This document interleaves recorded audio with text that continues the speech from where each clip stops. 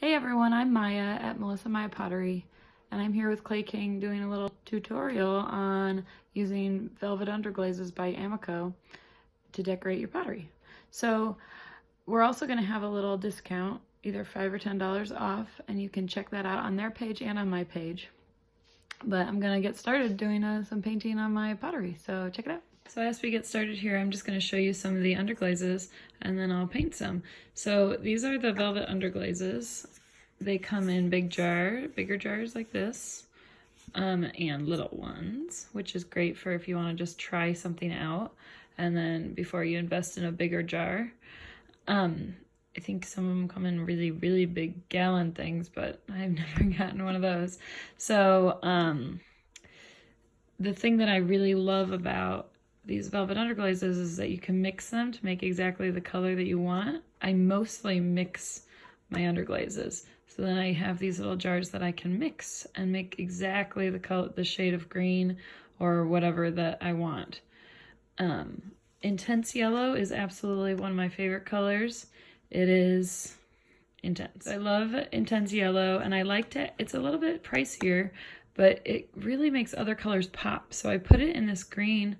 I use some blue and mostly intense yellow to get this really chartreusey, nice lime green. And I love, love it. So that's one that I use a lot. I mix to get my reds and oranges. I put radiant red in them. I also have orange that I mix with it. But then, of course, black and white. And I also really like this blue-green. Of the two colors that I really use, I use black right out of the jar too, and sometimes white, but I use blue-green right out of the jar a lot, and I use intense yellow right out of the jar a lot. But most of my other colors I actually am usually mixing. So I'm gonna start by painting some leaves on with this green that I've mixed. They say to do 3 coats for these velvet underglazes. I will tell you, I don't actually do 3 coats for all of them. So I actually tend to do 2 coats on most of the colors. I don't think it needs a 3rd coat. However, some of the colors really need the 3rd coat and even kind of a 4th coat. It also depends on if the underglaze has been sitting out for a while, so it's maybe thickened up a little bit. So you just have to kind of play around with that, but 3 coats is really a good place to start. So you can see I'm just painting it on just like any old paint that you'd use. I kind of try to get it a little bit thick on my brush so that, again, it's a nice thick layer. So it depends on what you're doing with it. But some people also even thin these out and use them more like a watercolor. And you can get more of a watercolor effect from them. They're really fun to play with, especially, again, since you can mix them and really get exactly the color that you want. So I'm going to go around and I'm going to paint this first layer on all my leaves. And I'll come back. So now I'm ready to put on a 2nd coat on all these leaves. So the other reason why I don't feel like I need to do a 3rd coat is I don't mind if it's a little bit imperfect on these leaves. It doesn't bother me too much.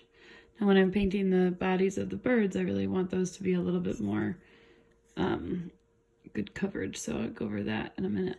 But I don't really mind when these look a little spotty and everything, so the color just gets a little more spotty if you only do 2 coats. So I'm just going to do 2 coats on these leaves. So I'm going to paint the tree. So I have this brown that I've mixed up that's kind of a grayish brown.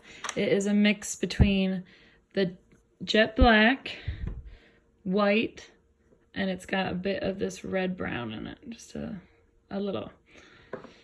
And then you gotta always mix it up a bit before you get started. I'm just gonna be using a little, so I kind of mix one spot in my container to make sure it's sort of nice and smooth. If it's in the jar, you can just give it a good shake. And I'm going to paint on these little tree branches. So I actually even only do one kind of thick layer for these because I really actually like the way that it can look a little bit variegated on the tree branches. So I just go through and I paint this on. Again, depending on how you want it to look, you can do a couple layers just to make sure it's really even. The more layers you do, basically, the more even it really starts to get. So I'll go ahead and finish all these branches. All right, now I'm going to do the first bird. This is going to be a rainbow bird mug, so I'm going to do this first one red.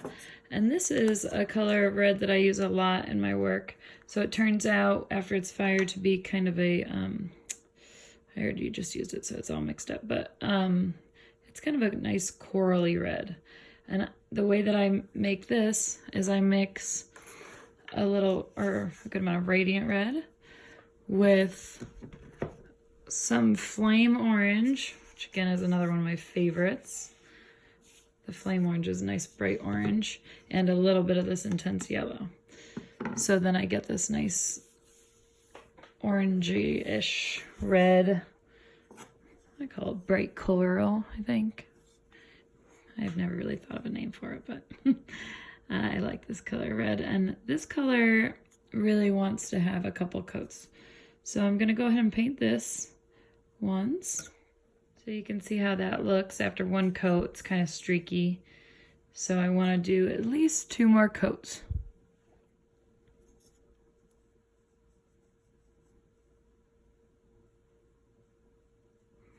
So here's the second coat.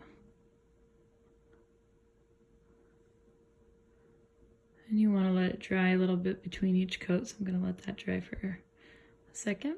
Okay, now that that's dry, I'm going to do my last third coat on this one. And just making sure I put a good amount of the underglaze. It's kind of thick, so putting a good amount on my brush so that I can really get a nice thick coat on here.